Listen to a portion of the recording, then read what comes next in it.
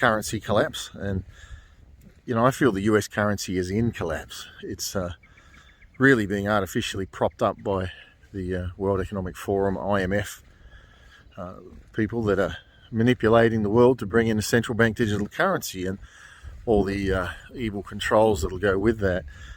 And I kind of felt it's time to put out another video on this and just say, look, it's coming. I think a lot of the world is hinged around the US presidential elections.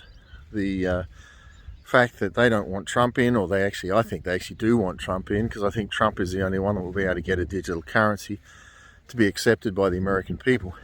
But I agree with him that he's not going to do a central bank digital currency on his watch, but he'll do something. There'll be some sort of digital currency that'll be in place, whether it's a Bitcoin or something like that.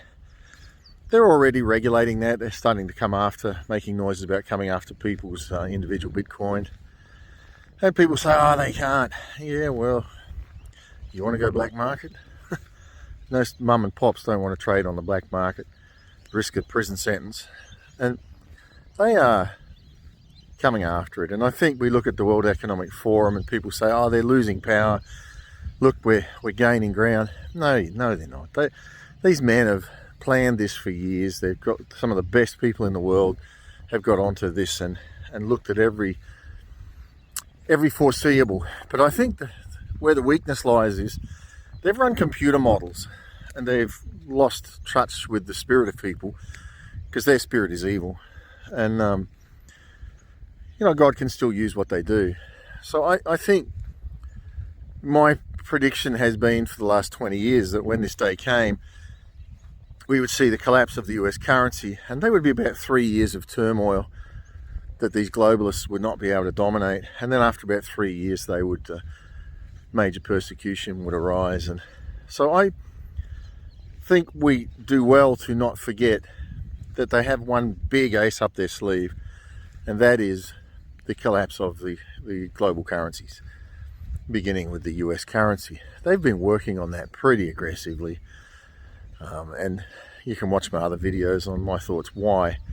But I think, we have to look at that. And people I know have looked at, where can I go? Bitcoin, gold, silver. I mean, ultimately, and I've done other videos on this, ultimately there is no final answer that's safe from all of it. Some of that stuff will, I believe,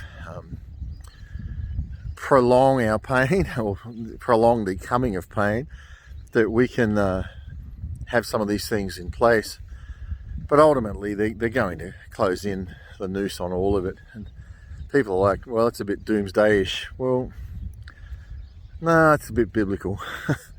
A lot biblical. And I think I just look at it in the light of, and being a man that has a love for Christ, and I can see this world has lost touch with itself.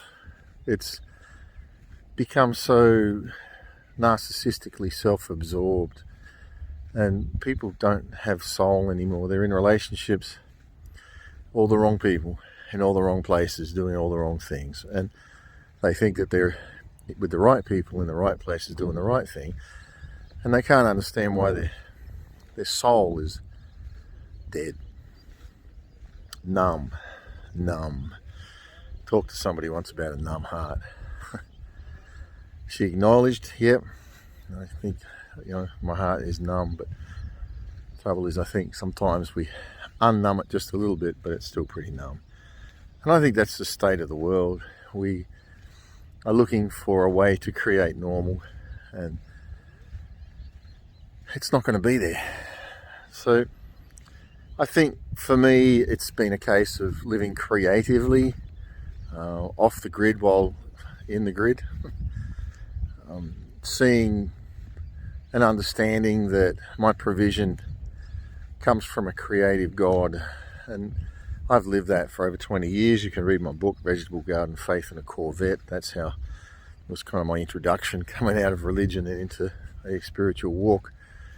But I just want to encourage again that if you've put your faith in the bitcoins and gold and silver and all those things, and you think they're going to get you through, they may buy you some time. And I'm not saying don't do that, but I'm saying that don't put your hope in it. Don't put your hope in it, because it does not have your final answer. They have got such a grip on this world. Digital currency will be, and everything will come under that digital ID. So for me to live, somebody asked me recently, what do you do for work, Scott?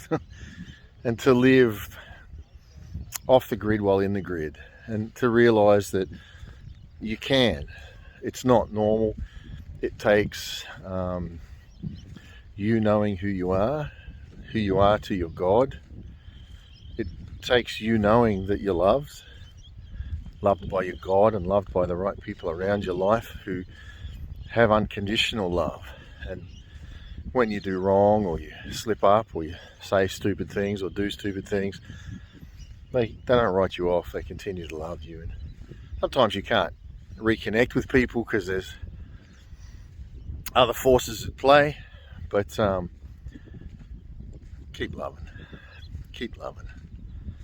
and build that community around you of right people. Get those people around you who are, I'm not talking about communes. Communes are just another system that falls apart.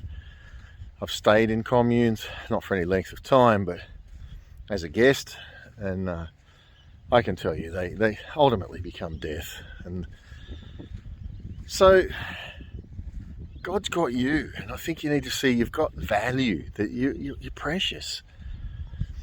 And to live creatively, I've done it for 20-something years, and do I get scared? Yeah. And do I wonder where things are going to happen and where they're going to come from? Yep.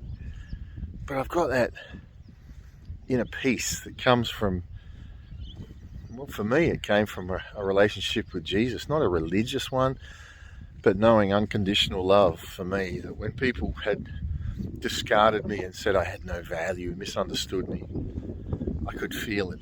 I knew there was a love that held me. So my warning, I think before the US presidential election of November 2024, we're going to see an end point to some of the currency. Well, maybe we could say it's going to kick up levels. It's going to become very evident. A lot of people, and people are going to be faced with losing a lot. And I think you have to ask yourself, what does the Bible say? What does it profit a man if he gains the whole world and forfeits his own soul? And you might be able to gain the whole world by signing on to what these men and women are shoving down our throat at the cost of your soul. What's it worth to you to be soulless? Many people are in soulless marriages. You know, they've convinced themselves they're there, and they're in the right place, or soulless friendships, and they're numb. They're dead on the inside. They've prostituted their soul, and every time you prostitute your soul, you die on the inside. But you know, whom the Son sets free, and for me, it's whom Jesus sets free is free indeed. And I love life. I'm out here, Harvey Bay in Queensland, Australia, and just walking the beach and thinking about how good life is. How good life is. Come and join. Come and join that good life. It's that old version of, you know, the devil prospers, you know, that old movie where he prospers and then says, but I'll take your soul. And when he comes to collect, the people are like, no, I don't want to do that anymore. Well, I think too many of us have signed a deal with the devil for our soul because we can't control God. God just loves us. When it's true love, there's just love there. And love can be painful. Sometimes you've got to walk away from what you love. And as you walk away, you don't know what's at the other end.